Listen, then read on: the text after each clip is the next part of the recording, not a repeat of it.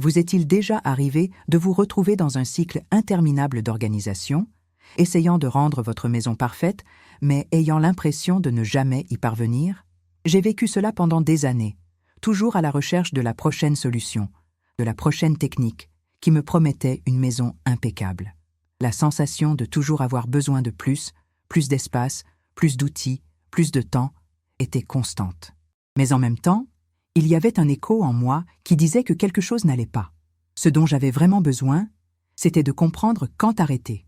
Et c'est là que j'ai découvert la sagesse japonaise de savoir quand abandonner l'excès. Aujourd'hui, je veux partager comment cette philosophie a transformé mon approche de l'organisation et de la vie. La beauté de ce que j'ai appris est qu'il ne s'agit pas de rechercher la perfection, mais de trouver un équilibre qui fonctionne pour nous. Explorons comment cette mentalité peut être appliquée dans notre routine quotidienne, nous permettant de créer des environnements organisés et durables sans la pression de la perfection. Tout d'abord, parlons de l'importance de reconnaître ce que nous avons déjà. Souvent, nous nous laissons emporter par l'idée que nous avons besoin de plus d'objets pour mieux nous organiser. Mais en réalité, la véritable organisation commence par l'appréciation de ce que nous possédons déjà. Plutôt que de courir dans les magasins à la recherche de plus de boîtes, d'étagères ou d'outils d'organisation, pourquoi ne pas regarder autour de vous et évaluer ce qui vaut vraiment la peine d'être conservé? Cette pratique réduit non seulement la quantité d'objets, mais augmente également la gratitude pour ce qui est déjà à nos côtés. Un second point crucial est la pratique du détachement. Il est facile de s'attacher à des objets que, pour une raison ou une autre, nous pensons pouvoir être utiles un jour. Cependant, la sagesse japonaise nous enseigne que ces objets occupent souvent simplement de l'espace et de l'énergie. Chaque fois que nous décidons de nous débarrasser de quelque chose que nous n'utilisons pas, nous libérons de l'espace physique et mental. Cela ne signifie pas jeter tout ce que nous avons, mais plutôt faire des choix conscients sur ce que cela apporte réellement de la valeur à notre vie. La troisième leçon que j'ai apprise concerne la simplicité. Bien souvent, l'organisation est perçue comme un projet immense et complexe. Mais la vérité est que de petits changements peuvent engendrer de grands résultats. Au lieu de tenter de réorganiser tout d'un coup, pourquoi ne pas intégrer de petites pratiques quotidiennes? Consacrez quelques minutes chaque jour à ranger une partie de votre maison, comme votre bureau ou un tiroir. Le secret réside dans la constance et non dans l'intensité. De plus, il est essentiel de comprendre que l'organisation n'est pas une destination, mais un voyage. Il est normal que notre maison traverse différentes phases, et cela ne signifie pas que nous échouons. Accepter qu'il y aura des moments de désordre fait partie du processus, et, au lieu de se sentir accablé, il est possible de voir cela comme une occasion de réévaluer ce qui compte vraiment. Cette mentalité nous permet de conserver notre calme et notre sérénité, même au milieu de ce qui peut sembler être un chaos. Un autre aspect important est l'espace. Souvent, nous croyons qu'il nous faut plus d'espace pour mieux nous organiser. Cependant, ce dont nous avons réellement besoin, c'est d'apprendre à utiliser l'espace que nous avons déjà de manière plus efficace. Cela peut impliquer l'élimination d'objets que nous n'utilisons pas et la réorganisation de ce qui reste, rendant chaque espace fonctionnel. L'accent doit être mis sur la fonctionnalité et non sur la quantité. Enfin, la sagesse de savoir quand s'arrêter se reflète dans le choix conscient de ne pas laisser l'organisation devenir une obsession. L'objectif ne doit pas être la perfection, mais plutôt une maison qui fonctionne pour vous. Cela signifie que, plutôt que de passer des heures à organiser, nous pouvons choisir des moments de repos et d'appréciation de l'espace que nous avons créé. Ce faisant, nous trouvons un équilibre qui nous permet de vivre de manière plus pleine et satisfaite. À la fin de tout, ce parcours d'organisation inspiré par la sagesse japonaise ne concerne pas seulement le fait de ranger une maison. Il s'agit d'un changement de mentalité qui peut affecter tous les domaines de votre vie. En apprenant à valoriser ce que nous avons, à nous détacher de ce dont nous n'avons pas besoin et à simplifier nos routines, nous faisons de la place pour ce qui compte vraiment. Si vous êtes prêt à intégrer cette sagesse dans votre vie, je vous invite à commencer dès maintenant. Regardez autour de vous, évaluez ce qui a réellement de la valeur pour vous et commencez à pratiquer le détachement. Souvenez-vous que la véritable organisation consiste à créer un espace qui fonctionne pour vous, et non à répondre à des normes externes de perfection. Le parcours est le vôtre, et chaque petit pas compte. Explorons ensemble cette sagesse en permettant qu'elle transforme non seulement nos foyers, mais aussi nos vies. Si ces idées vous ont inspiré, n'hésitez pas à partager et à poursuivre cette conversation. Après tout, la transformation commence par un simple pas, et le prochain est déjà devant vous. Le détachement n'est pas un acte de renonciation, mais plutôt un geste de liberté. Chaque objet que nous décidons de laisser partir est une petite victoire sur l'accumulation qui nous pèse. Il est fascinant de constater qu'en nous débarrassant d'objets que nous considérions autrefois essentiels, nous ressentons un soulagement presque immédiat. Ce processus n'est pas seulement physique, mais également émotionnel. L'espace vide que nous créons invite à de nouvelles possibilités, de nouvelles expériences et de nouveaux débuts. En regardant les objets qui nous entourent, il est important de se poser la question: cet objet me sert-il encore? M'apporte-t-il de la joie ou n'occupe-t-il que de l'espace? Cette réflexion est essentielle. Souvent, nous conservons des choses par obligation ou à cause des souvenirs qu'elles représentent. Mais la vérité est que les souvenirs restent avec nous, indépendamment de l'objet physique. Apprendre à laisser aller est un pas significatif vers une vie plus intentionnelle et moins accablée. Un autre aspect qui se distingue dans mon parcours d'organisation est l'importance de créer un espace qui reflète qui nous sommes. Au lieu de suivre des tendances ou des normes de décoration qui ne résonnent pas avec nous, nous pouvons opter pour un environnement qui nous fait sentir bien. Cela signifie choisir soigneusement ce que nous gardons chez nous, permettant à chaque objet d'avoir un but ou une connexion émotionnelle. En faisant cela, nous transformons notre maison en un véritable foyer, un espace qui nous accueille et nous inspire. Une pratique que j'ai trouvée extrêmement utile est celle de faire un nettoyage saisonnier. À chaque changement de saison, je consacre du temps à réévaluer ce que j'ai. Cela m'aide à prendre conscience des objets qui ne font plus partie de ma vie ou qui ne s'intègrent plus dans ma routine actuelle. Ce nettoyage ne doit pas être une tâche ardue. Cela peut être un moment de soin personnel, où je choisis ce que je souhaite vraiment garder et ce que je peux donner. La manière dont nous organisons les espaces fait également une grande différence. Vous êtes-vous déjà demandé comment sont disposés les meubles et objets dans votre maison? Un environnement bien organisé doit être fonctionnel et agréable. Parfois, il suffit de changer la position d'une table ou de réorganiser les livres sur une étagère pour qu'un espace se sente complètement nouveau. L'idée est que l'espace travaille pour nous, facilitant notre quotidien et créant un flux d'énergie et de fonctionnalité. La cuisine, par exemple, est un excellent endroit pour commencer. Souvent, nous accumulons des ustensiles que nous utilisons rarement. En examinant ce que nous avons, nous pouvons être surpris par la quantité d'objets qui peuvent être donnés ou jetés. Garder uniquement l'essentiel, non seulement facilite le processus de cuisson, mais rend également l'expérience plus agréable. Cuisiner dans un environnement organisé et propre est une forme de soin personnel que nous sous-estimons souvent. De plus, l'organisation peut également influencer notre état émotionnel. Un espace en désordre peut provoquer du stress et de la distraction, tandis qu'un environnement ordonné favorise la clarté et la tranquillité. Lorsque le désordre s'accumule, notre esprit tend à suivre le même chemin. C'est pourquoi, en adoptant une approche minimaliste, nous ne transformons pas seulement l'espace physique, mais nous créons également un environnement plus propice à notre bien-être mental.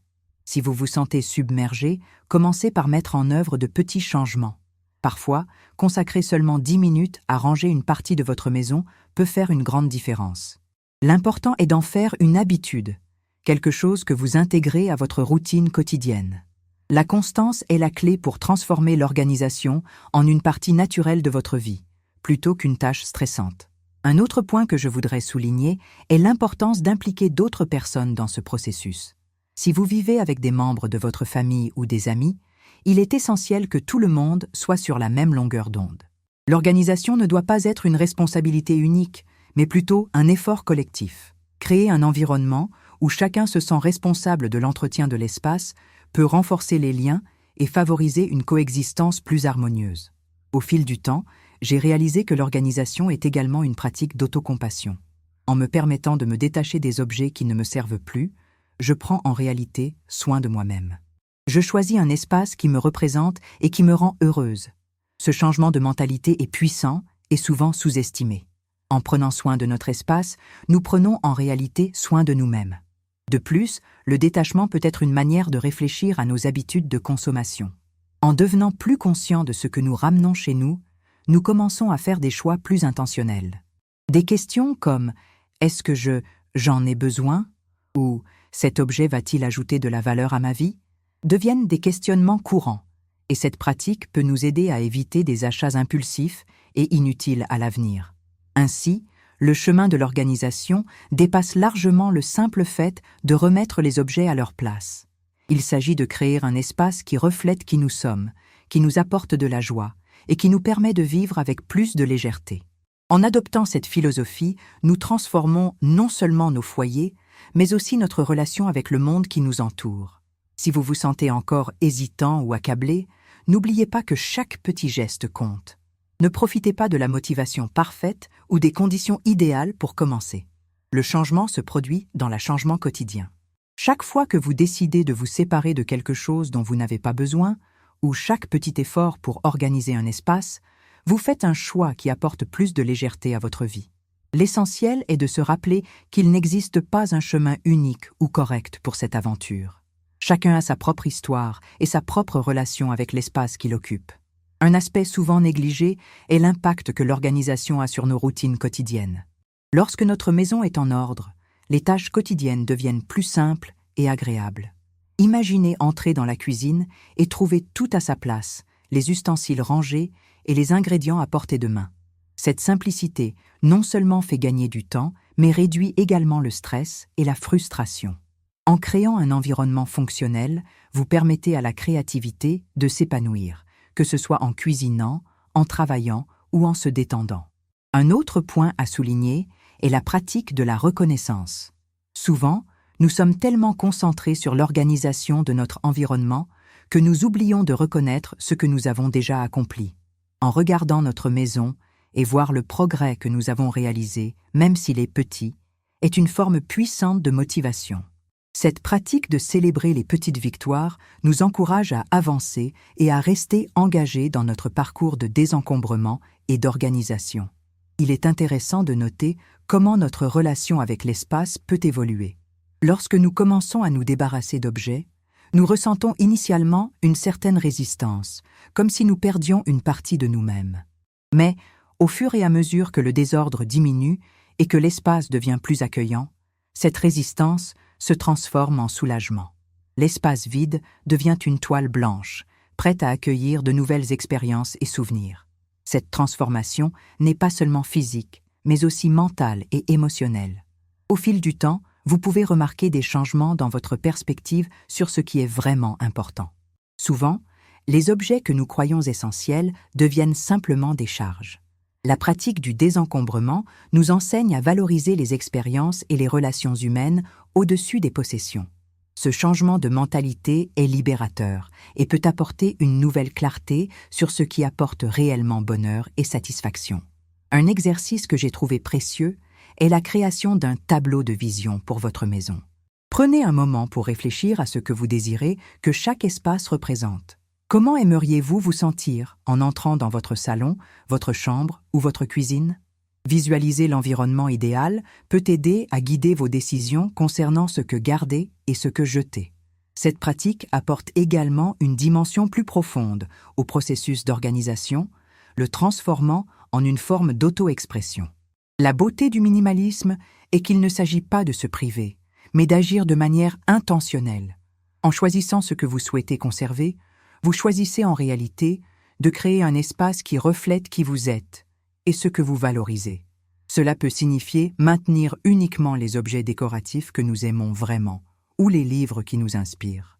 Cette approche rend non seulement l'environnement plus agréable, mais elle nous aide également à nous sentir plus connectés à notre espace. À chaque pas, vous prenez conscience de ce qui compte vraiment.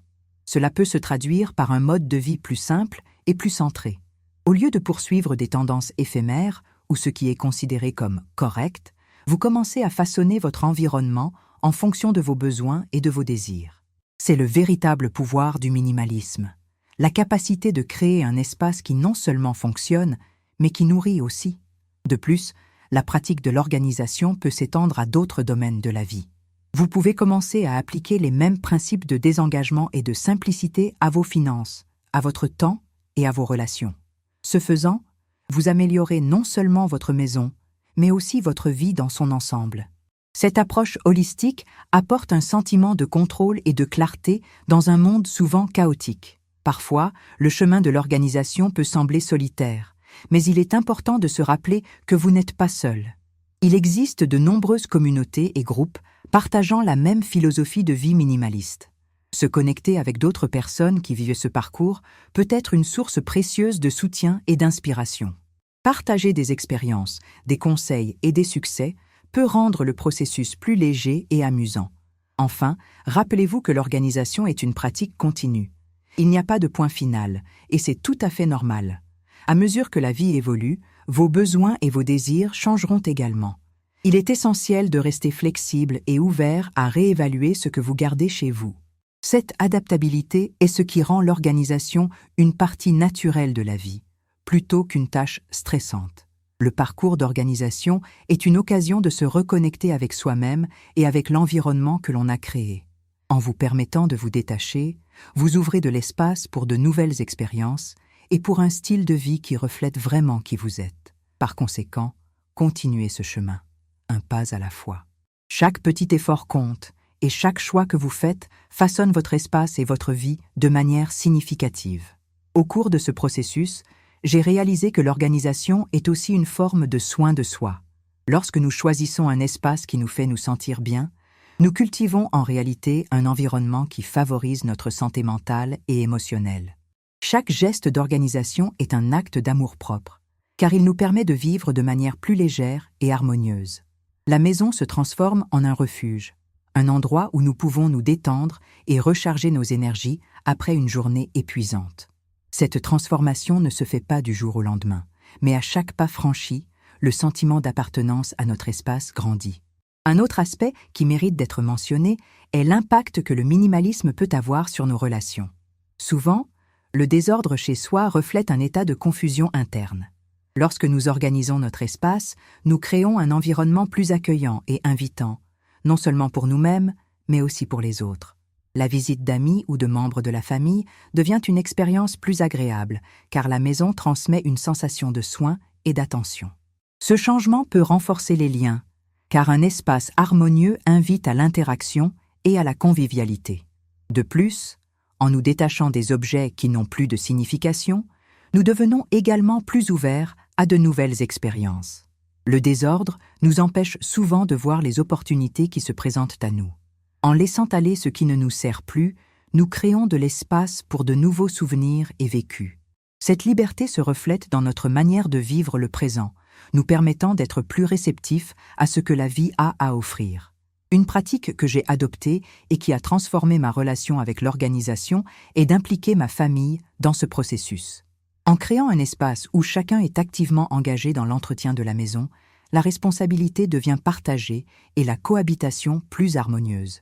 Les enfants, par exemple, apprennent dès leur plus jeune âge l'importance de prendre soin de l'espace et la valeur du détachement. Cela facilite non seulement l'organisation, mais crée également un sentiment de communauté et d'appartenance. Enfin, en réfléchissant à ce parcours, je réalise que l'organisation n'est pas une destination, mais un chemin.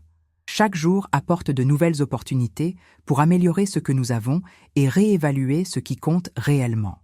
La beauté du minimalisme est qu'il nous enseigne à vivre avec intention, à valoriser ce qui apporte vraiment de la joie et à trouver un espace qui reflète ce que nous sommes. Chaque petit pas dans ce chemin est une invitation à vivre de manière plus pleine et consciente, et c'est là la véritable essence du minimalisme. Avant que vous ne partiez, faites 2 choses maintenant. Abonnez-vous à la chaîne et activez la cloche pour recevoir les prochains messages. Et partagez cette vidéo avec quelqu'un qui a besoin d'entendre cela aujourd'hui. Pour continuer, regardez la prochaine vidéo. Elle est déjà dans les cartes et aussi dans la description.